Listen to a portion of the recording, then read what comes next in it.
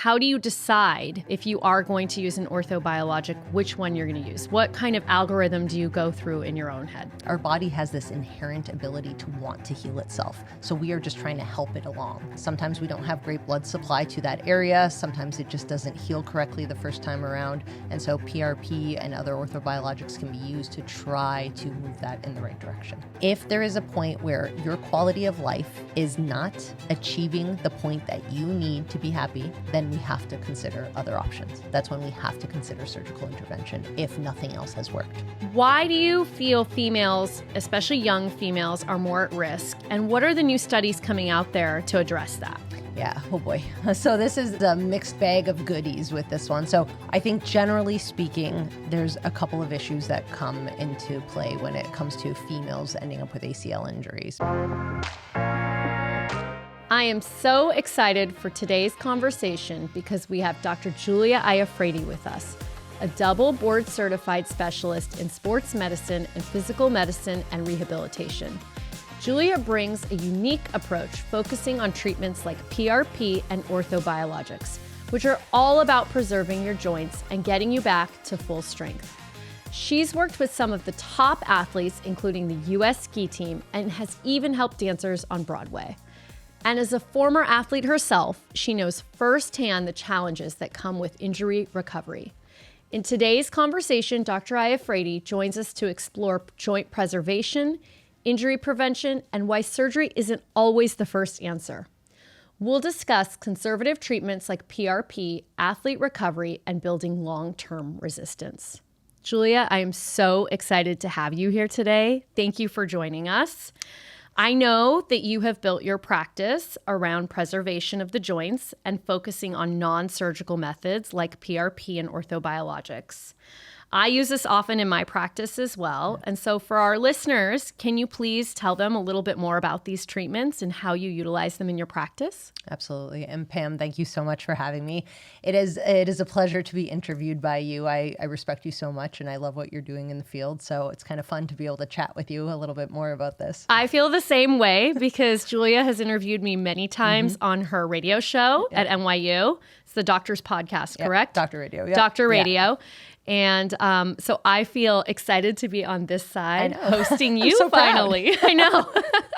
So yes, please tell us about how you use those methods in your practice. Yeah, so I have a very busy sports medicine practice in New York City. And so obviously New York is always on the go. And so are my patients. And whether it is professional athletes, high school athletes, or, the weekend warrior, everybody's concerned about their joints, their health of their body, and long-term longevity, right? We are much more active people now than we used to be, and we stay active a lot longer and later into life. And so I think joint preservation is something that's so important to discuss with our patients.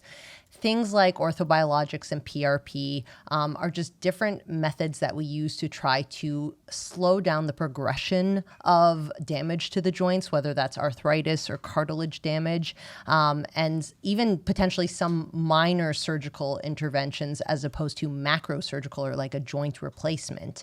PRP involves platelet-rich plasma, so that's where we take people's blood, one individual, their own blood, spin it down in a centrifuge and inject it into the area of damaged tissue. The point of doing that is we're trying to remodel damaged tissue, right? Our body has this inherent ability to want to heal itself. So we are just trying to help it along. Sometimes we don't have great blood supply to that area. Sometimes it just doesn't heal correctly the first time around. And so PRP and other orthobiologics can be used to try to move that in the right direction. That's great. Do you ever feel when you're talking to patients that they are a little skeptical of conservative treatment? I mean, oftentimes what I see in my practice is they want to feel that their injury is so bad that they need a surgery. Yeah. It's funny the way you just said that, because I had a patient one time say, doc, I just realized I'm not special. And they said it in a way that was very eye-opening, meaning like other people deal with this too.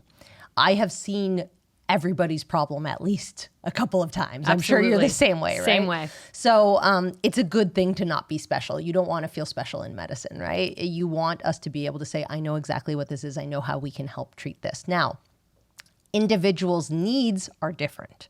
And so being able to tailor a rehab protocol or tailor different types of medications or procedures to their specific needs is important. And so there are definitely patients that come in with skepticism or wanting to just hurry up and have that quick surgery and get it all done. But I think it's because they are under the impression that the only thing that exists for them is corticosteroid injections or, maybe hyaluronic acid or just pain management, pain meds.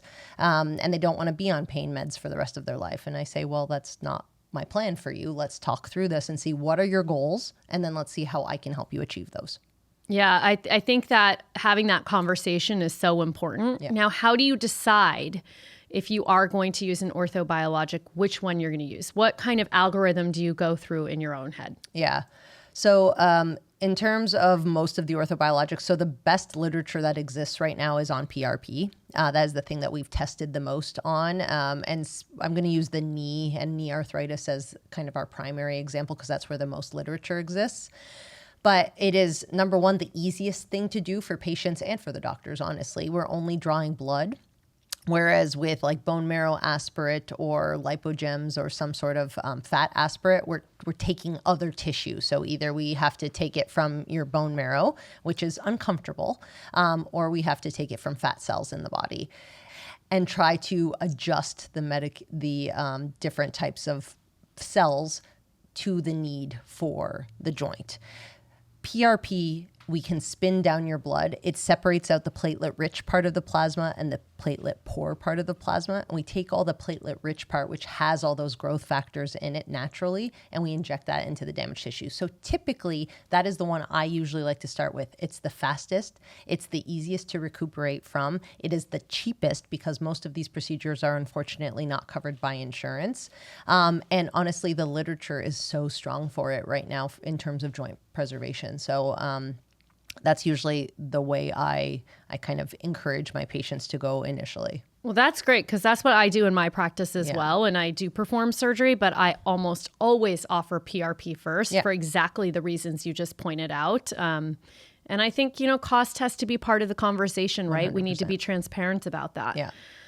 Okay, so switching gears, I want to talk to you a little bit about the types of injuries you see. So we all have heard of ACL tears. The athletes get them, and we know it's endemic to sports medicine. Yeah. So talk me through your treatment for patients that come to you with ACL injuries and meniscal tears. Yeah, so there's a bit of a difference, right? When we have joint irritation or joint injury, a lot of times that's a little bit or older patient, a little bit more chronic usually, and they need more long-term management. ACL tears, meniscal tears, they can be either acute or chronic. Not every ACL requires surgery. Not every meniscal tear requires intervention, right? So the important thing first is to look at how much is this affecting the individual patient. I myself have a partial ACL tear and I haven't had it fixed because it's perfectly functional for me and I'm a very active individual. Somebody who's maybe skiing on the US ski team needs their entire ACL. I'm not doing moguls anymore, so I'm okay without it.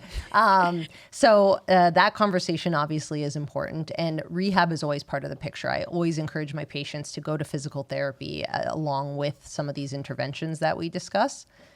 In terms of treatment options, so if there is acute inflammation, acute pain, sometimes a steroid injection is fine. I always do my injections under ultrasound guidance so I can be 100% sure where I'm going, but I do educate the patient that this is not going to fix your problem. We are decreasing inflammation, we are helping with your pain for now so you can maybe tolerate physical therapy, but then the goal is move towards something else that's going to help hopefully remodel.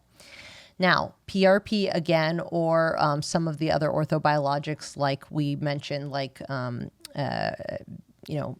marrow aspirate or fat aspirate, has been shown to be somewhat beneficial for these as well. Again, we usually just inject it into the joint. You don't have to go directly into the ACL. There's no literature that suggests that directly into the ACL versus within the joint, it makes much difference. And it's dose dependent. So specifically, again, the literature is highest on PRP. With PRP, if you don't get to a certain dose of PRP, it is not going to do enough to actually cause that remodeling cascade. Typically, we need over 6 billion platelets, billion platelets. Okay. So I tend to aim for at least 10 billion in my patients. And the way we can do that is by taking a larger blood draw. So if somebody is deciding whether or not they want to do this, cost is an important discussion, but so is quality. So if somebody has poor platelets, right? Let's say they're a little bit older, their CBCs tend to show that they have a low platelet count, it might not be the best idea for them. That might be the better patient to go towards the fat aspirate or bone marrow. But if somebody has good solid platelets, then a lot of times we draw about at least 60 cc's of blood, maybe up to 120 cc's to get that more that higher dose of platelets so that we can be sure that we're actually going to cause some remodeling. That's a great point you just made, because I do feel in some of these procedures that are not covered by insurance, there's a little bit of the wild, wild west out there, right? So there's a lot of device companies coming out with different centrifuge machines, different kits that you use. And you have to really understand as a physician, what are you getting from this and how is it going to help your patient, right? And because these are a little bit off the fringe, PRP obviously many people have heard of and has been around for a while. But because it is a little off the fringe, I do feel like that you have to almost get that knowledge for yourself to know that this is being effective for your patient. So how do you yourself kind of educate on the new things that are happening out there? Yeah. So, I mean, this is moving fast. This is not something that has been like set in stone yet. And so it moves quickly in terms of the literature. I have a number of colleagues of mine that are doing a lot of this literature. I don't do as much research in this area of medicine. Just it's not my interest, but they love benchwork and I love them for it because they are showing what the literature is actually coming out with and what new data is coming out. I think what's important is being able to do head-to-head studies where we compare different systems, and some of those have been done, and that's why we're seeing this platelet count matters, this platelet counters actually exist even. So now you can buy a machine that actually counts the amount of platelets that you're getting out of your PRP. There's also single spin versus double spin systems. A single spin system is going to spin a lot faster. It's going to be more efficient, but it might not get that same concentration or that same dose response that you want. So all of those things matter, and it's important and imperative for us as physicians to look into the data so that we can provide our patients with the best possible product. Yeah, that is great information. I want to switch a little bit, but sort of on that same topic, we were talking about ACLs. Yeah. As we know, it's endemic to sports injuries. Why do you feel females, especially young females, are more at risk? And what are the new studies coming out there to address that? Yeah. Oh boy. So this is a mixed bag of goodies with this one. So I think generally speaking, there's a couple of issues that come into play when it comes to females ending up with ACL injuries, right? Number one, when we go through our growth spurts, we tend to go through them a little bit earlier on than our male counterparts do. Mm-hmm. And so a lot of times that neuromuscular control hasn't developed. So we get much longer. We might get wider hips at that point too. And so our landing biomechanics tend to change. Then we also add into the mix that we're going through menses. And so now potentially if you start on oral contraceptives, there's some literature that indicates that maybe that is adding into it. Interestingly, I take care of dancers as well. And some of the dance literature shows that dancers tend to not get these ACL injuries as much as other female athletes. And the reason they believe that is because dancers start dancing obviously at a young age, but they do so much in terms of single leg landing biomechanics. So their gluteus medius, their side butt muscle basically is very strong. And so they learn more intuitive neuromuscular control, I think, earlier on than a lot of other athletes do. Yeah. Okay. So that's going to bring me to cross training. Yeah. How are you taking care of the whole athlete? Yeah. Athlete comes in super high level at their specific sport, whether that's baseball, basketball, tennis. Yeah. How are you helping them recognize that cross training is so important and make sure that they're not just healing from their injury, but they're stronger than ever? Right. So I love taking care of the whole athlete. That's kind of my shtick. And I like taking care of the athlete through the ages. So I see from 5 and up in my clinic, because I love those little karate kids just as much as I love my, college. They're fun. College football players. So the important thing there, I think, is that cross training has to become part of their training. It's just part of the workout, whether you like it or not.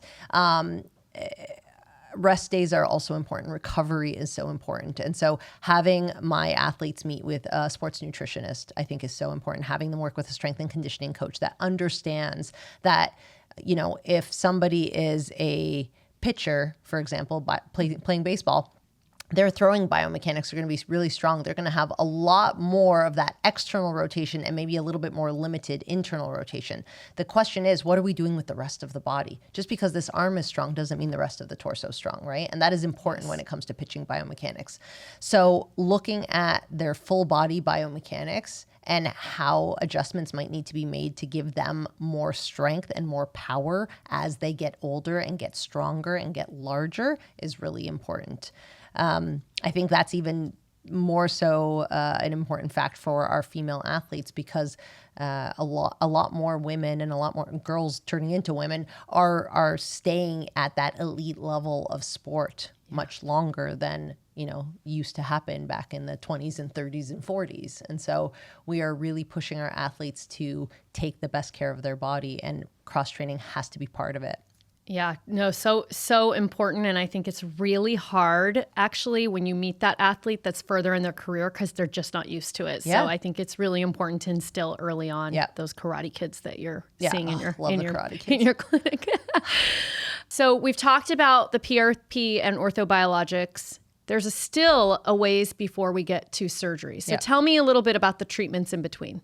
Sure. So a lot of people end up with like acute on chronic injuries. I think tendinopathies, for example, are one of the most common injuries that we see in sports medicine, right?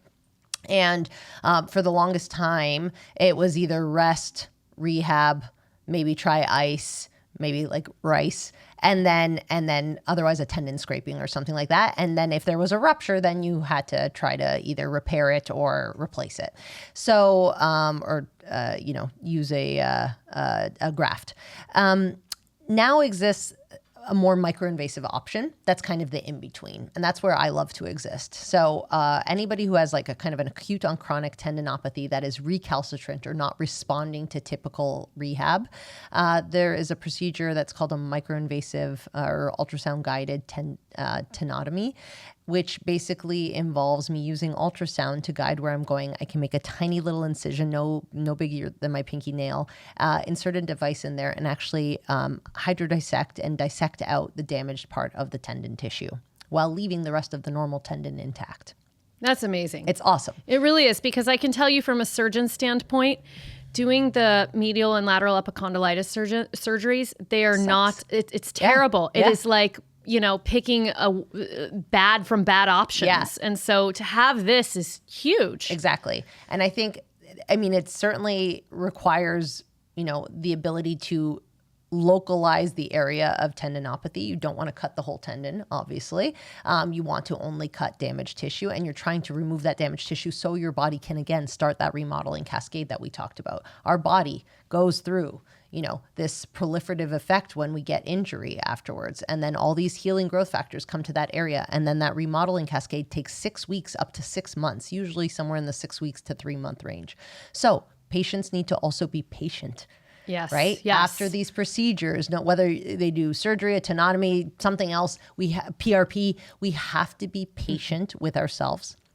Because your body, we are trying to encourage that body's natural propensity to heal, and that growth cycle takes time. Absolutely. I couldn't agree more. I think that is something that is important to impart upon the patient when they come in, because even though sometimes they're looking for that quick fix, which they think sometimes is surgery. Yeah.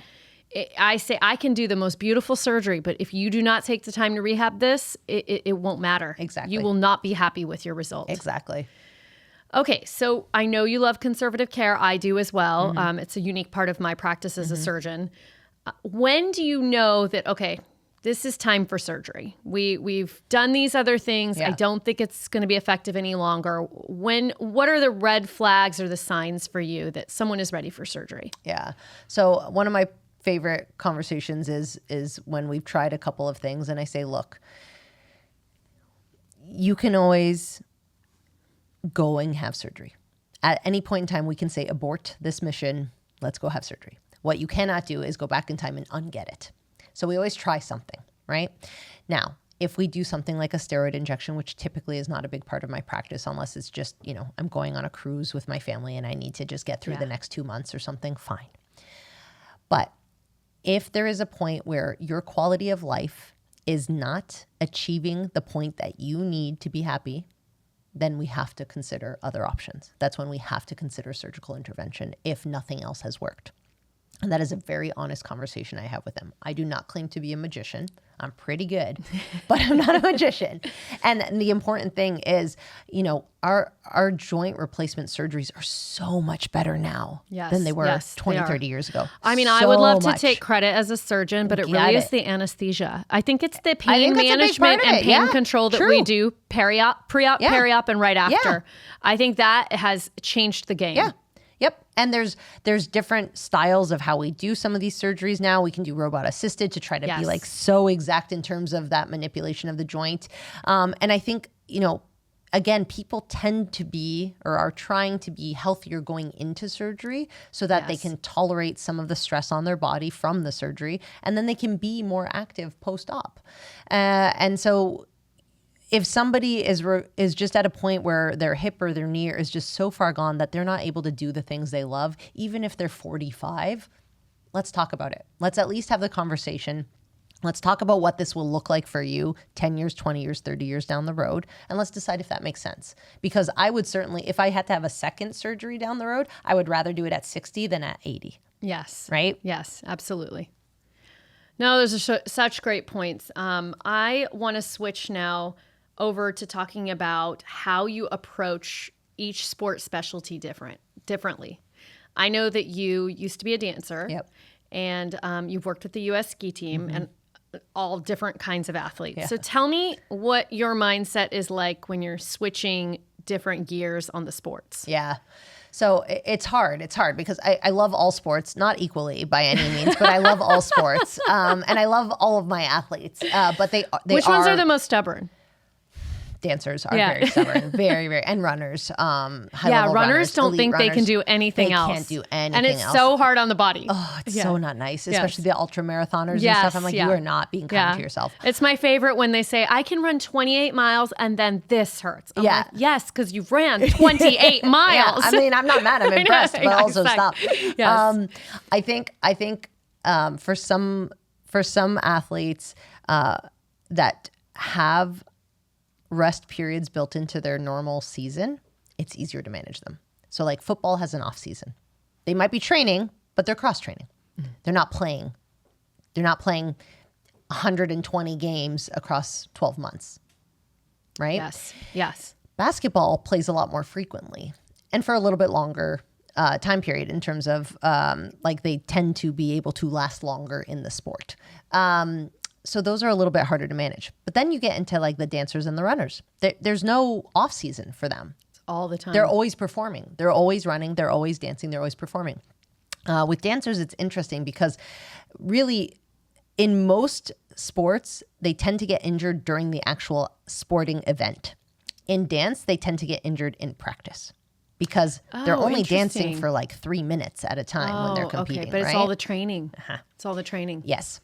These individuals dance for 7, 8, 9 hours a day sometimes. That is not normal. That is not, especially, our ballerinas are up on point or on releve so much of that's not a normal movement. And then again, there is this still to this day, there's still this expectation that the body habitus stays really slim. And so you are losing some of that muscular control. You are encouraged to be so hyper flexible, but you're flexible without being stable.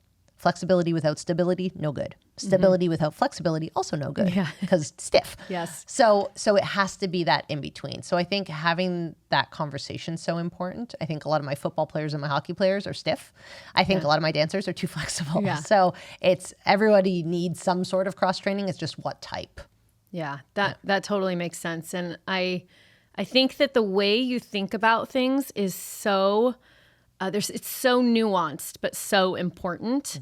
And it really just goes to show how great you are with your bedside manner and almost sports psychology, because there has to be that to it. Oh, yeah. These are high performing people. They do not want to be told no. Yeah. So how do you handle that when you have to tell someone you got to take 3 months off? Yeah. And how do you feel when you are, you're about to give them that green light? Like, how is that?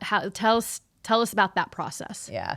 So I think part of it helps that I was a high level athlete. Yes. So I can say, I know exactly where you've been. I had 3 knee surgeries in 4 years during my college soccer career. So like I've lived it. I've been there, and I think that can be helpful. It's also why I went into medicine, I think. So I do take it personally when they're hurting, for better or worse. In terms of when I tell people you absolutely have to rest, luckily it is not that often, right? Usually I can find something that they can do while I'm treating them.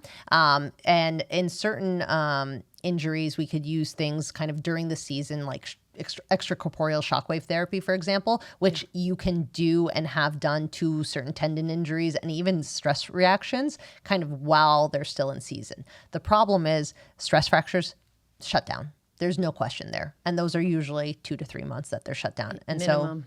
So our runners, our dancers, some of the other athletes that get these stress reactions so frequently, they have a really hard time because they're like, yeah, but can't I cycle? No, that's still stress through the tibia.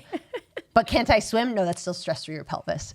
So that conversation's hard, and that's where like sports psychology, I think, comes in really handy. And that's why I like working at an academic medical center where I have a team that I can utilize, so that we're treating this patient holistically, this athlete holistically, because their identity is ingrained in their ability to play. This is their whole life. They're absolutely their whole life. Yeah. Well, I would be remiss if I didn't mention to the audience that we're both females in a very male-dominated field, right? Yes, exactly. And I feel so honored that we're in this field together. I would love to hear from you what that experience has been like, and what kind of words of wisdom do you want to give to maybe our younger listeners that we are really trying to recruit into these fields? Honestly, it's so hard sometimes, but so worth it. Like, I just did a collaboration. Hopefully I can talk about this. I just did a collaboration with SoulCycle, which I was really actually saw that on your socials. Yeah. I actually think Natalie texted me, and she texted me and she said, do you know about this? I'm like, I'm podcasting her soon, so I will ask her. Yes. So I just did this great collaboration with them. Congrats. Thank you. And I think it's so important because I think there is pressure on us as women to fit into some sort of box, I think. And it is hard in a male-dominated field like sports medicine to be able to maintain who you are without feeling the need to either like fit into the boys club or the bros club or whatever, or just end up pulling yourself so far out of it because it feels somewhat uncomfortable. I have dealt with issues in terms of, I wasn't allowed to go in the male locker room when I was taking care of an all-male football team. Yeah. And I'm like, well, how am I supposed to treat them? Dr. Karen Sutton Has shared dealt that with that. story Yes. at Pinnacle as well. Yeah. And there were so many gasps in the audience. I wasn't shocked at all. Yeah. But how are you supposed to do your job? I sat in like a random like bathroom, and That's crazy. It's ridiculous. So Yeah. I think we still have a lot of growth in the field. I do not ever want to encourage a woman, though, to walk away from it because it is so freaking fun and it is so awesome. And I think that we have this, like you kind of alluded to, we have this innate ability to see the whole athlete, and we see them for what it is. We see what it does to them mentally and physically and spiritually. And I think that is a special skill set that women somehow tend to have. I don't call it mom vibes. I don't know what it is, but like Yeah, sometimes women get offended, but we are more nurturing and we are more empathic. I think it's what makes us great doctors. It does. It really I agree. does. Like, why not lean into that? So I agree with you. Yeah. So lean into it. Exactly. But like, if you want to be feminine, lean into it, be feminine. If you want to be more masculine, be more I just am who I am. I will say that I wished growing up or going through training that I had more female mentors. And now that I love that I am a female mentor to a lot of women coming up and men coming up through sports medicine. So, find a mentor, find somebody who fits and is doing what you want or what you think you maybe want, so that you can get inspired. And then, pull yourself up too. If you love it, then go for it. It is so worth it. The hard days are hard, sure. The coverage is tough sometimes because it's weekends and nights and, you're not seeing the rest of the people that you love. But I mean, if you love sports and if you love this kind of patient population, people that really, truly want to get better, it is so rewarding. Yeah, I got to agree with you on that. It is fun. Yeah. I mean, we have a fun field. Yeah. And when medicine can get you down and it's tough and there's so much burnout, we get to work with some really great colleagues and patients because they really do want to get better. And a lot of it is in their control. And so you feel like you're part of that, which is awesome. Yeah. It's a team. It's a team. We work in a team to take care of a team. It's cool. It is very cool. Yeah. Well, this has been so awesome. I am truly, truly honored to have had you on this, and would love to share with our audience where people can find you. Yeah, so I work at NYU Langone Health, so it's in New York City, and my Instagram is at Dr. J NYC, and you can find me on Twitter as well. I'm at the new Dr. J there, or sorry, X, and same thing with TikTok, and I obviously have done a bunch of collaborations with a couple of health and wellness ventures, because to me that's important to treat the whole person. So you can find me on SoulCycle's app and whatnot as well. We'll be doing some educational stuff with them too. I love that. Thank you. Thank you. Thank you for tuning in to The Resilience Factor. If you're ready to build a stronger, longer lasting body, make sure to subscribe and share this episode with someone who's ready to thrive. You can follow me at Dr. Pamela Mehta for more expert tips on strength, recovery, and orthopedic health. Until next time, stay strong, stay smart, and stay resilient.